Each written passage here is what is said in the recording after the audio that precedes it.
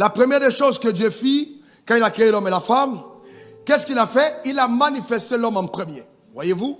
Il a manifesté l'homme en premier. L'homme est venu en premier. Alors, mais est-ce que l'homme et la femme n'ont pas été créés le même jour? Réponds-moi s'il te plaît. Est-ce qu'ils n'ont pas été créés le même jour? Alors, pourquoi est-ce que Dieu décide de laisser tout le monde en haut et de faire venir l'homme Adam en premier sur terre? Pourquoi? Numéro un, parce que l'homme est le pilier. C'est le pilier central. C'est sur lui que repose la famille. Donc, après ce message, tu ne vas pas me dire non, si c'est encore de ma femme que j'ai. Non, non, non. Tu es le pilier. Le pilier central. Un pilier central qui doit tenir ta famille. L'homme est le leader, l'homme est le chef. Mais on comprendra bien le mot de sans chef.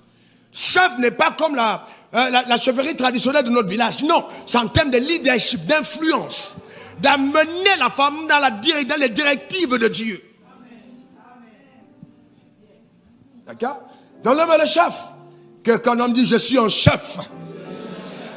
Donc il est celui sur lequel repose la réussite ou l'échec de sa famille. Il est celui sur lequel repose la réussite ou l'échec de sa famille. Je vais te dire ceci, mon frère. Écoute-moi attentivement. Ta femme, quel que soit ce que tu peux appeler sa folie ou sa sorcellerie, n'est pas assez puissante pour faire échouer votre famille. Elle ne peut échouer que quand tu auras lâché prise. Parce que c'est toi le chef. Un jour, un jeune homme est venu me voir, il m'a dit, ah, je vais épouser cette femme. Et puis je lui ai dit, est-ce que, prie encore. Il m'a dit, ça prie près de 7 fois, prie encore.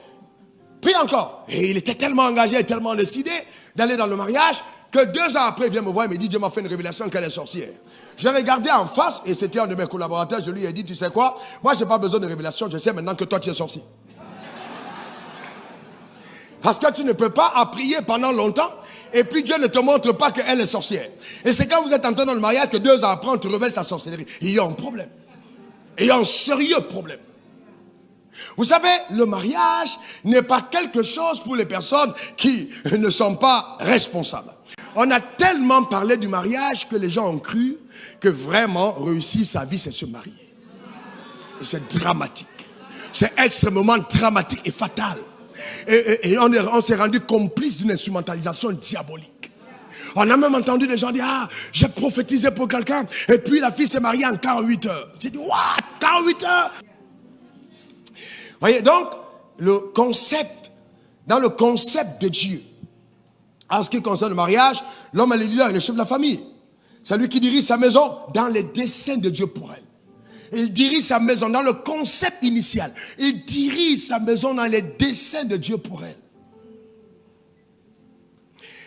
Et là, il a donné à l'homme d'être chef parce que le royaume de Dieu tire sa puissance dans le principe de la soumission à l'autorité. Et si donc les femmes n'ont pas aimé le mot soumission, parce qu'on a assimilé soumission à la barbarie, soumission à la brutalité, soumission à la peur, ça n'est pas ça ce que ça veut dire. Non, Dieu, le principe de royaume tire sa puissance sur le principe de la soumission. Là où il y a insoumission, il y a désordre. Là où il y a désordre, il y a Satan. Une famille ne peut pas se tenir, ne peut pas être puissante tant que ce principe majeur de la soumission n'est pas